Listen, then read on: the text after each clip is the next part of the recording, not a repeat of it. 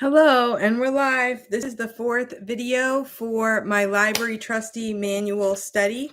Thank you for coming along with this video series. And I'm a library trustee in my state of New Hampshire, and I've learned a lot about libraries in the last several years. And I would like to I'm doing a study, so I figured why not just put this on my video?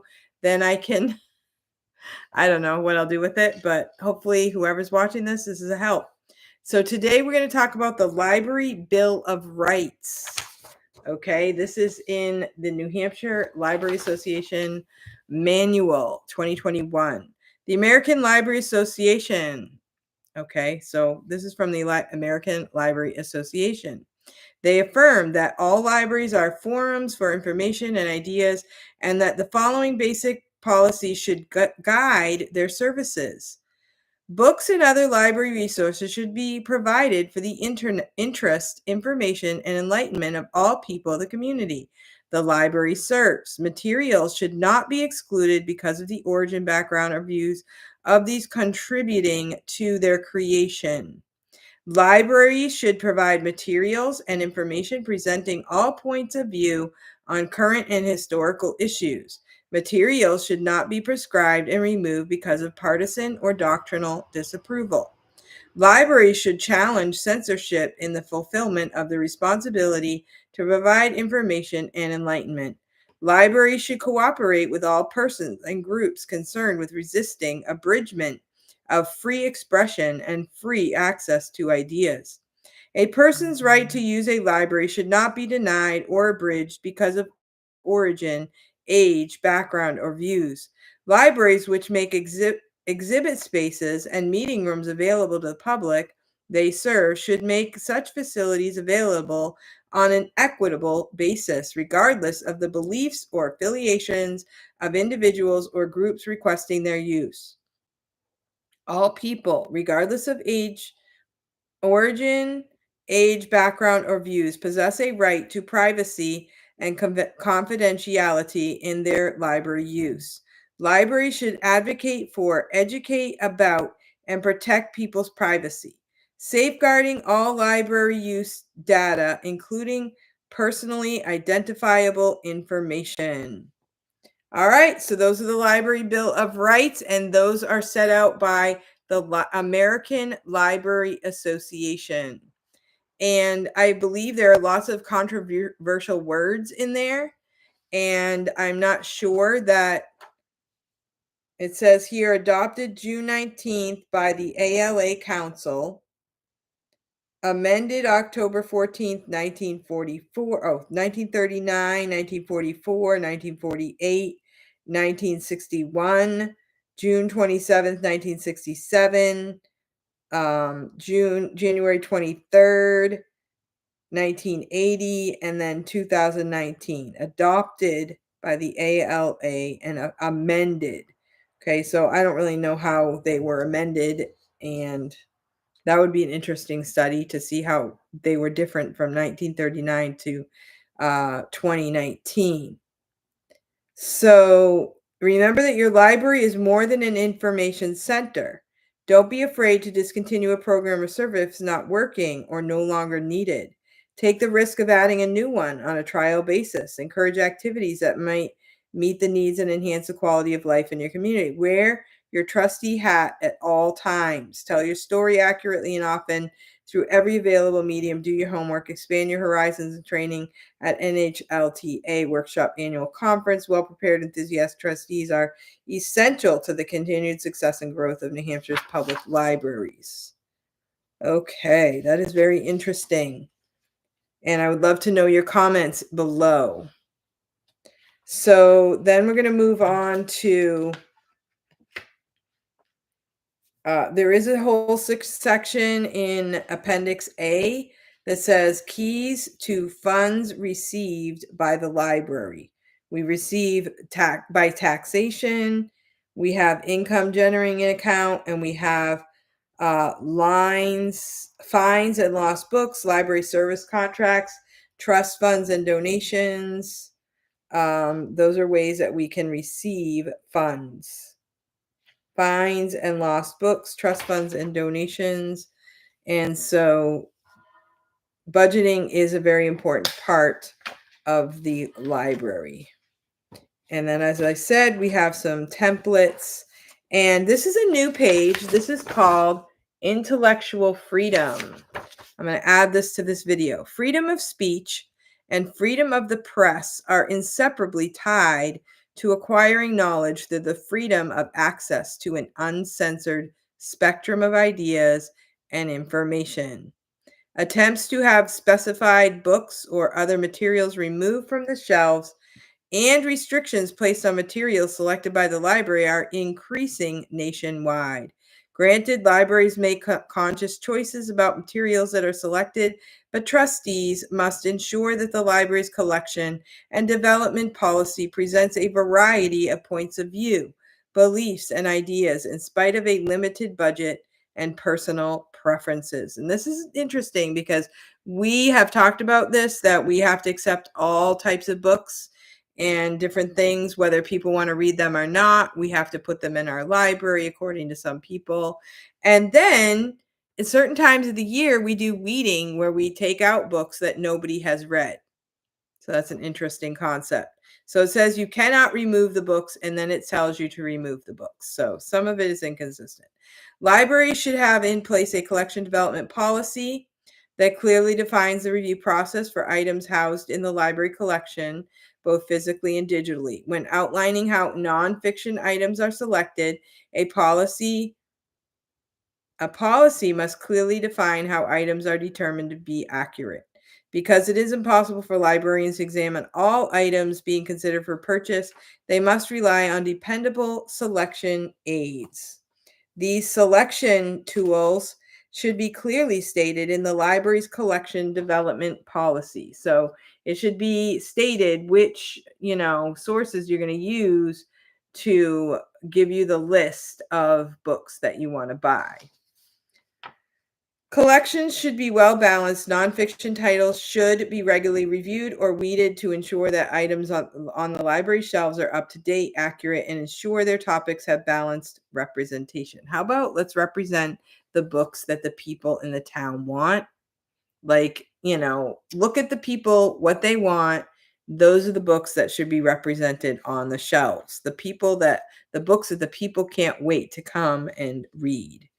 Challenges and reconsideration policy and procedures. Libraries should have in place a reconsideration policy that clearly covers all aspects of library services, not just physical items, but digital collections, programs, and displays. Challenge and reconsideration policies are often included as part of a library's collection development policy. NHLTA strongly recommends that a reconsideration policy be part of every library's collection development policy. The internet has created a new information platform for public access. It is a global entity with millions of sites, some of which may contain materials deemed objectionable or inappropriate. This has created challenges for parents. Only parents or legal guardians have the right to decide with their children how their children use libraries. Trustees must protect equal access to materials, and the internet libraries have a responsibility to provide the necessary guidance to enable patrons to be critical users of the best sources of information.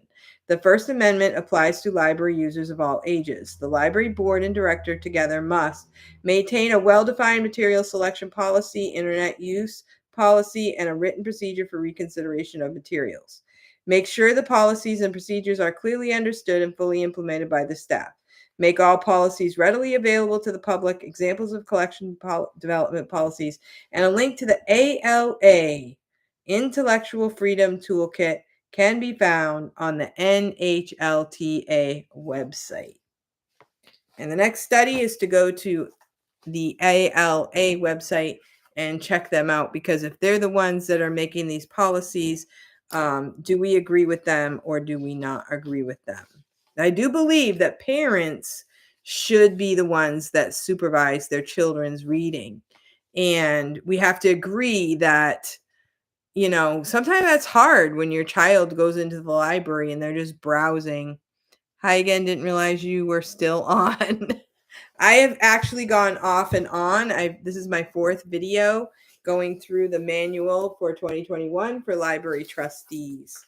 And in New Hampshire, we actually made a new law that parents can have access to their child's library card information.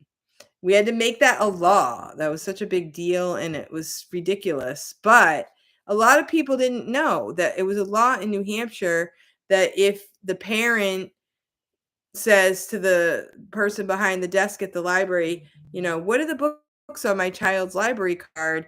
That person would say, oh, I can't tell you that. Even though the child is under 18. So we had to make a law that said that that's no longer a thing. I don't know. I think it got passed, in those 2020 years or something. But it says right here in the manual, parents are supposed to be able to monitor their children's library books, They're all for parent, supervision. But then they say, oh, we can't tell you what your child checked out. Well, what about when there's a library fine and the kid doesn't have any money? Or what if the kid loses the book and who pays for it? Right? It's a contract. Kids cannot enter into contracts. Therefore, I don't think kids should be have private information on their library cards. So it was either that or, just make, as a parent, I wouldn't give my kid a library card. I would just let them check it out on my library card, But obviously, I don't have little kids anymore, so I don't have to worry about it. But this is the New Hampshire Library Trustee Association. It's pretty basic and just kind of gives you a basic idea of how the library runs and what we are doing, what we're supposed to do as a board. And there are some things in there. You read through it really quick, but in reality, carrying it out is kind of difficult. This past year, we had to rewrite the bylaws because we couldn't find them.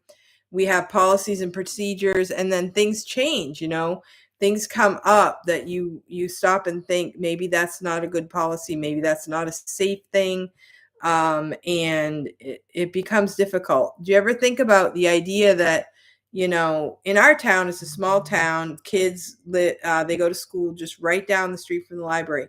They could leave the library, leave school, come to the library and just sit in the library for an hour, but nobody's really responsible for them, right? So what if there's a fire or something? Are the people in the library going to make sure your kid gets out? So is a 10-year-old safe in the library? They could get a hold of a book that's inappropriate that you wouldn't approve of. They could get on the internet. They could find something by accident and nobody there is going to say, no, Junior, do not do that. And so I don't know. We have to think about these policies that we have that we need to think about protecting children and also protect the people in the library. Like, what if a kid comes to the library, they're 10 years old, they get a hold of a book that's inappropriate, they bring it home, do the parents understand that the library people are not responsible for anything your kids do in the library? And the people behind the desk will even check those books out for them, even if, or maybe they won't. Maybe the kid will just hide it in their backpack. I don't know. But we need to understand that a library is a public place and it's not grandma's house, where you go to be safe and eat some milk and cookies. It's a public space and you need to be careful. And I would not recommend that your kids would go to a library alone until you feel maybe they're old enough to babysit or something and take care of themselves if something were to happen. But interesting. Lots of things to think about. I did my study on the trustee manual, so I'm ready for my meeting tomorrow morning, and I hope that maybe this is helpful to some people. Maybe it gives you an idea of maybe you want to check into things at your library, get involved a little bit as a community member. You can go to your library trustee meeting and ask them questions. And I also would recommend you go to your library, ask for certain books to be bought. You know, the people will buy books that the community members want. And so ask for some good ones. I got asked for some phonics books, encyclopedias, books on Kaylee McEnany. That was a really good one. Who's the Korean girl that Yomi Parks read? I got her book at our library, and and then we tell our friends all about the books that we requested so that they will go back and read those books. So it's a good way to counteract the hard books that are coming around. Just focus on the good ones and try to tell people the good books that are out there and good things that they can read, and recommend them for your own library. That's a really good thing to do too.